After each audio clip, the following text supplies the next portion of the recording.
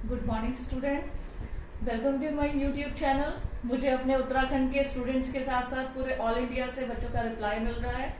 मुझे काफी अच्छा लग रहा है। बच्चों, आप ही के लिए, आप ही की कुछ बच्चों की डिमांड थी। हमारे एक टॉपिक है जाति व्यवस्था और इसकी उत्पत्ति के सिद्धांत। तो जाति व्यवस्था की उत्पत्ति के सिद्धांत में अगर हम भारत की बात करें तो भारत में जाति सामाजिक स्तरीकरण का आधार है। भारत में जाति व्यवस्था की जो उत्पत्ति है, इसमें विचारधारा जो है विभिन्न समाजशास्त्रियों में मतभेद है। उसी के आधार पर यहाँ जाति व्यवस्था की उत्पत्ति के सिद्धांतों में विभिन्न विचारधाराओं के आधार पर विभाजित किया गया है। इसमें पहला सिद्धांत है जाति व्यवस्था की उत्पत्ति का परंपरागत सिद्धांत, जिसका आधार है जाति व्यवस्था की उत्पत्ति का परंपरागत सिद्धांत। इसका आधार विभिन्न हमारे धर्मशास्त्र, ग्रंथ, उपनिषद इत्यादि हैं। ऐसा माना गया कि जब ब्रह्मा जी ने सृष्टि की रचना की तब उन्होंने अपने मुख से ब्राह्मण, बाजू से क्षत्रिय, जगह से वैश्य और पैरों से शूद्रों की उत्पत्ति मानी। इस प्रकार हमारे समाज में वर्ण व्यवस्था के आधार पर जातियों का आधार माना गया। इसी प्रकार ऐसा माना गया कि महाभारत में एक शांति पर्व था, उसमें बताया गया श्री कृष्ण ने 100 ब्राह्मण, 100 क्षत्रिय, 100 वैश्य और 100 शूद्रों को उत्पन्न किया और उससे हमारे सोशल सिस्टम, हमारी सामाजिक व्यवस्था को जिससे सुचारू रूप से संचालित हो सके, इस आधार पर विभाजित किया। तो ये पहला सिद्धांत आता है जाति व्यवस्था की उत्पत्ति का परंपरागत सिद्धांत। दूसरा आता है जाति व्यवस्था की उत्पत्ति का प्रजातीय सिद्धांत।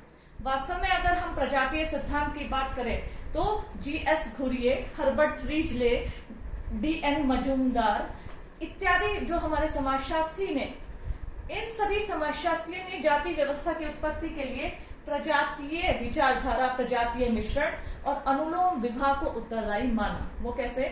देखिए, इसके पीछे एक छोटी सी स्टोरी मैंने अपनी तरफ से इसको बनाया है स्टोरी रूप में, जिससे स्टूडेंट अच्छे से समझ पाए। भारत में प्राचीन काल में यहाँ की मूल निवासी थे द्रविड़ प्रजाति के लोग। द्रविड़ यहाँ की मूल निवासी माने जाते थे। आर्य लोग फारस में रहते थे। उन्होंने भारत पे आक्रमण की योजना बनाई।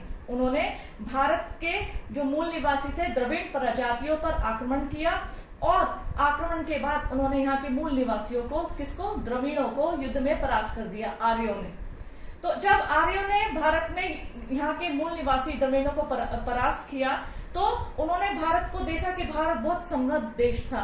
उन्होंने यहीं बसने की योजना बनाई। युद्ध के उद्देश्य से आए थे तो अपने साथ स्त्रियां नहीं लाए। आर्यों ने अपने समाज में, जहां उनका समाज था वहां 4 भागों में विभाजित था, उसी व्यवस्था को भारत पर लागू किया। साथ ही साथ उन्होंने भारतीय, चूंकि वो युद्ध के उद्देश्य से आए थे, स्त्रियां नहीं लाए थे, तो उन्होंने भारतीय स्त्रियों के साथ वैवाहिक संबंध स्थापित किए। अनुलोम विवाह, जिसे हम कहते हैं अनुलोम मैरिजेस। देखिए, अनुलोम विवाह कहते हैं जब एक उच्च वर्ण या कुल का लड़का निम्न वर्ण या कुल की लड़की से विवाह